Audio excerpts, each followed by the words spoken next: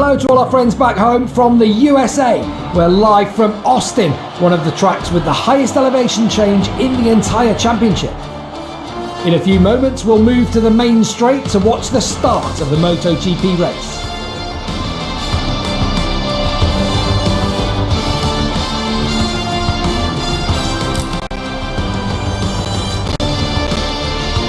Cameras are accompanying us to the starting grid, where engineers and mechanics are checking final details before the start.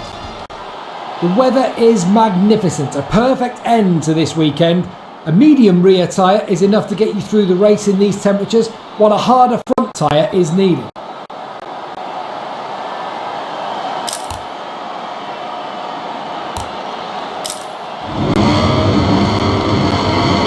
Clinching another great pole, Martin will start from top spot. A few moments more, we'll see the race.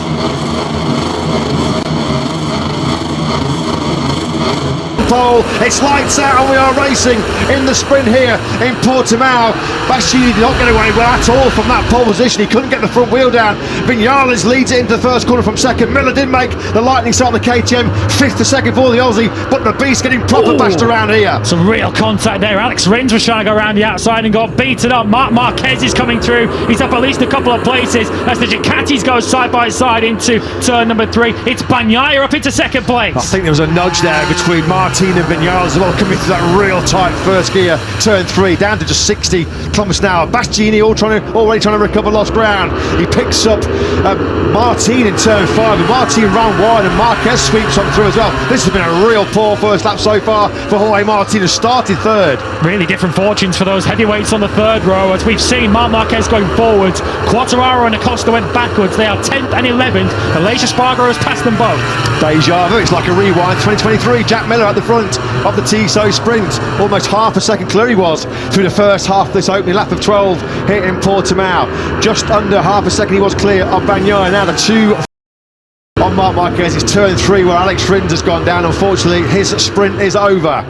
So Miller trying to hold on to the back of Bagnaia and stop him getting away. Marc Marquez, as mentioned, will be keen to ensure that if Bagnaia does bolt, that he goes up the inside or goes through quickly. This was Bagnaia spotting a gap as Miller tried to take that wider line into 15, and Miller couldn't turn it in because the factory Ducati was in his way. Clean as a whistle, wasn't it? Here comes Marquez. Now he's picking up Jack Miller. That's nice. He came from a long way back, didn't he, on that Brazilian Ducati. Just building the confidence, building the trust, and crucially building the speed, isn't he, on that GP23 is the number 93. So Jack Miller getting a bit barged around on this lap now, back into third. He's got Vinales to contend with behind him now. And the reason Marquez was doing that was because in 9th place, yellow flags are out again. This time it looks like Johan Zarco's gone down as he plummets to the back of the field. It's been a poor start to this sprint for Marco Bezzecchi. He started 6, yeah, Zarco. That's on the exit 5, isn't it, as he lost the front going in. The rear just stepping out as he probably just picked up the gas there, Johan Zarco. Tough weekend continues for all the Honda contingent. Marco Bezzecchi, 6 on the grid. He's down, well, he was backlighting in 13th. Yellow flags out now in sectors 3 and 4 as Martin comes through on Miller. Can hear the crash bikes in our headsets here. Somebody else, is that Binder? Stepping against, but it's Brad Binder's Binder. gone down. Binder's down. Yeah, Binder's down at 13. So Brad Binder, I just saw that orange. I thought he was at 33. So Brad Binder's had a shocking Saturday here in Portimao. He crashed in Q2. That dumped him 10th on the grid. There was confirmation of your Digi crash, but it was Binder down at a lucky turn 13. You can't, at this early stage of the season, be losing all that momentum you picked up with a double podium in Qatar. Yeah, second in the World Championship, of course. He won't be there for long. Last time around, Marc Marquez was a 10th of a second quicker than Bagnaia. Acosta through on his good friend Aleix Espargaro. He's up into 7th place now. It's like Qatar all over again. How is it possible to make such weird and wonderful shapes on that RC16 that Pedro Acosta does? Whatever he does, he just makes it fit. He forces that bike on the front end into the corners. He said in Qatar that he's not had trust in the front end of a motorcyclist. Marquez, he's going to do really well. He's going to do really well to keep that on the tarmac. He does just about recover it all up, but Vinales sweeps on through. He was nearly down there, wasn't he, Marquez? All out of shape, all out of control, going downhill into turn 5. He's done well to stay upright there as Marquez into P3. Easy corner to make a move where down to the bottom gear, first gear, 75 kilometers an hour. And he made it look like he was shelling peas. Martin then through on Marquez. Now then, what can he do about reining in Maverick Vinales? Vinales has just set his best lap of the sprint.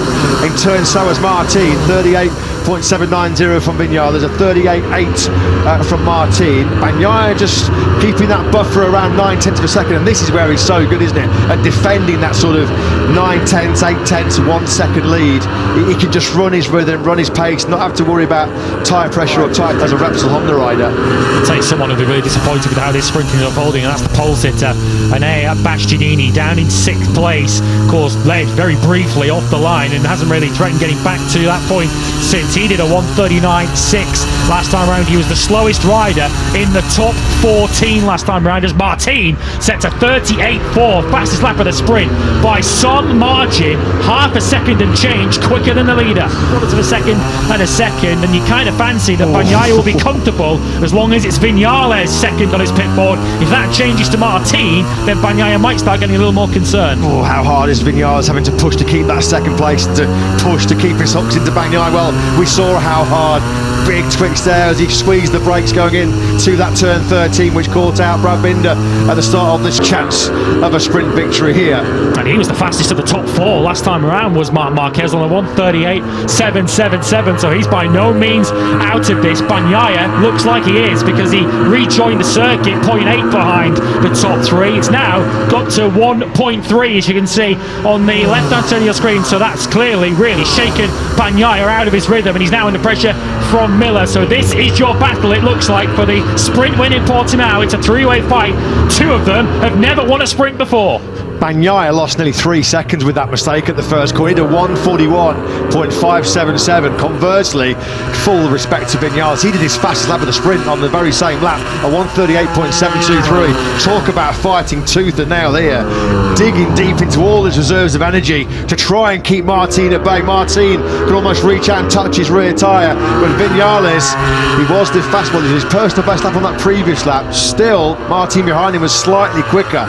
What has Vinales got left in the tank then for this final 2.5 laps here? Can't be hard for this one. Over the line they come. There are just 3,000ths of a second between the lap times of Vinales and Martin in this sprint. 1:38.904 from Vinales, a 1:38.901 from Martin. But Martin, what can he do? Still a couple of tenths behind Vinales as they came over the line to start this penultimate lap. Yeah, he's been staring at the back of that Aprilia for quite some time now and not been able to find a way through. He'll just be hoping for some sort of mistake. Remember, a year ago, right here, turn 5, Vinales, of course, nearly making the same mistake that Martin made a year ago. He was leading the Tito sprint going on to the final lap last year. He went wide at turn 5 and opened the door for Bagnaia. Is Martin just keeping his fingers crossed for some payback a year on? He can be a bit of an enigma rider, can't he, Maverick Vinales? You never know quite what Maverick's going to turn up from day to day.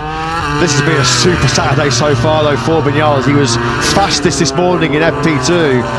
He was on the second place on the grid, and now on course for his first win in the Tissot sprint.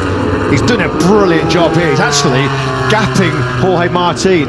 He stretched out about a tenth through the second half of this lap. There's Martin though. He's running a little bit hot. Just, yeah, that's why he was closing in on Vinales coming into turn 13, because he was running in too hot, just getting a little bit impatient there. And now this has opened the door for Marquez to maybe snatch second. Yeah, Martin's just not quick enough on the right part of the racetrack to bring himself onto the tail of Vinales into the overtaking. A long race weekend comes to a close with the end of the Motogp race. We're back Mark Fermate with the winner, who blessed us with a perfect race today. In addition to the victory, this young man scored some very important points for the world standard.